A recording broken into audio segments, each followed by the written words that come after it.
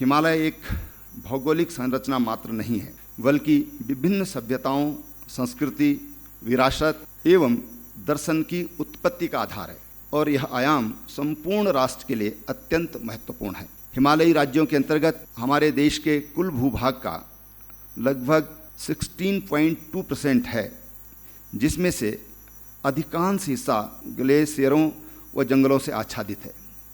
ये ग्लेशियर राष्ट्र के प्रमुख जल स्रोत हैं।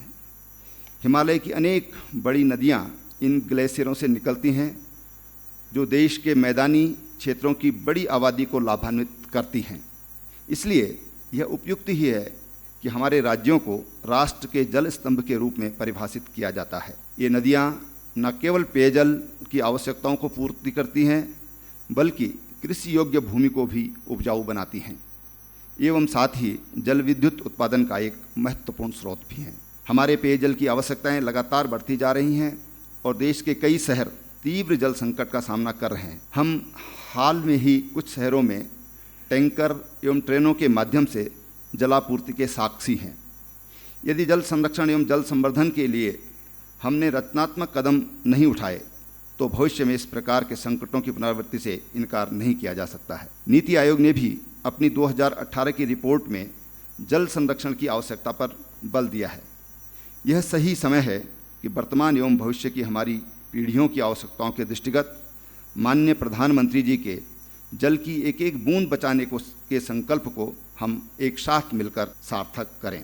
इस महान संकल्प की प्राप्ति हेतु जल संरक्षण एवं संवर्धन के लिए केंद्रीय स्तर पर नीतियों के निर्माण की आवश्यकता है। हम माननीय प्रधानमंत्री जी के आभारी हैं, जिन्होंने जल शक्ति मंत्रालय का गठन किया है। हमारा अनुरोध है कि जल संरक्षण और संवर्धन की नीतियां भारत सरकार की सर्वोच्च प्राथमिकता हो एवं इसके लिए पर्याप्त बजटीय प्रावधान किया जाए। उत्तर भारत की अधिकांश प्राचीन सभ्यताओं का विकास हिमालयी नदियों के तटों पर हुआ। इस प्रकार से नदियां एक राष्ट्रीय धरोहर हैं, अतः समुचित बजट प्रावधानों के साथ हिमालयी नदियों के पुनर्जीवीकरण एवं संरक्षण हेतु केंद्रीय नीतियों की आवश्यकता है। देश की अमूल्य वन संपदा का अधिकांश भाग हिमालयी राज्यों में है। हिमालय क्षेत्र ईंधन एवं इमारती लकड़ी, खनिज, चारा, औषधीय जड़ी बूटियों आदि का मुख्य स्रोत है। हिमालयी इकोसिस्टम भारतीय क्षेत्र की पारिस्थितिकी एवं पर्यावरणीय सुरक्षा के लिए महत्वपूर्ण है। प्रदूषण आज एक चिंता का विषय है। किसी भी विकासात्मक गतिविधि को हमारे देश की भावी पीढ़ियों के हितों को ध्यान में रखते हुए पर्यावरणीय मानकों के अनुरूप होना चाहिए। हमारे देश के कुछ शहर दुनिया के सबसे प्रदूषित शहरों की सूची में सम्मिलित हैं। हिमालय की हरित क्षेत्र वायुमंडलीय कार्बन डाइऑक्साइड, जो कि विभिन्न मानवीय गतिविधियों के कारण बढ़ रही है, के सिंक हेतु अद्वितीय संसाधन है। देश की कार्बन डाइऑक्साइड सिंक एवं जैव विविधता के लक्ष्य में हिमालयी राज्यों का अभूतपूर्व योगदान है। इस प्रकार हम पेरिस समझौते के अंतर्गत INDC के लक्ष्य में महत्वपूर्ण भूमिका का निर्वाह कर रहे हैं एवं भविष्य में भी इस हेतु प्रतिबद्ध हैं। हमारा केंद्र सरकार से अनुरोध है कि हिमालयी राज्यों को उनके इस योगदान के लिए प्रोत्साहित करें एवं साथ ही इन लक्ष्यों की प्राप्ति के लिए अन्य राज्यों को भी प्रेरित करें, जिससे हम अपने अमूल्य पारिस्थितिकी तंत्र का अनुरक्षण कर सकें। हिमालयी राज्य बड़ी संख्या में लेजर टूरिज्म, साहसिक पर्यटन, आध्यात्मिकता, वन्य जीव एवं पर्यटन, वेलनेस एवं अंतर्राष्ट्रीय पर्यटकों के आकर्षण का केंद्र है।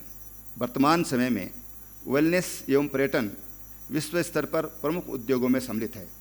हमारे माननीय प्रधानमंत्री एवं माननीय वित्त मंत्री द्वारा वर्ष 2025 तक आर्थिक विकास की जो परिकल्पना की गई है, उसमें हिमालयी राज्यों में वेलनेस और पर्यटन का प्रमुख योगदान होगा। हिमालयी राज्यों के अधिकांश शहर अपनी सीमित अवस्थापना सुविधाओं के कारण आने वाले समय में पर्यटकों की बढ़ती हुई संख्या को धारण नहीं कर पाएंगे। उन्हें अपने दीर्घकालिक बुनियादी ढांचे के रोड मैप के साथ तैयार रहने की आवश्यकता होगी। वर्तमान बुनियादी ढांचे के अपर्याप्त होने के कारण इसके सुधार की तात्कालिक आवश्यकता है। उपरोक्त कार्य राज्य के सीमित संसाधनों के कारण संभव नहीं है, अतः केंद्र सरकार द्वारा हिमालयी राज्यों को अनुदान एवं प्रोत्साहन दिया जाना चाहिए। हिमालयी राज्यों को माननीय प्रधानमंत्री जी की इस क्षेत्र के विकास के लिए परिकल्पित व्यापक दृष्टि के साथ तालमेल स्थापित करना होगा। हिमालयी राज्यों के पर्यटन स्थलों की सीमित धारण क्षमता के दृष्टिगत राज्यों को नए पर्यटन स्थलों को चिन्हित कर उनका सर्वांगीण विकास एवं नवीन स्थलों को हिमालयी संस्कृति को अपनाते हुए आर्थिक रूप से व्यवहार्य बनाना होगा। ये स्थल काफ़ी संख्या में अंतर्राष्ट्रीय पर्यटकों को आकर्षित कर बहुमूल्य विदेशी मुद्रा अर्जन के साथ साथ स्थानीय निवासियों के आजीविका के साधन सिद्ध होंगे। ये प्रधानमंत्री जी ने अपनी मीटिंग में भी कहा था कि हमको एक्सपोर्ट, हर राज्य को सोचना चाहिए कि वो क्या एक्सपोर्ट कर सकते हैं।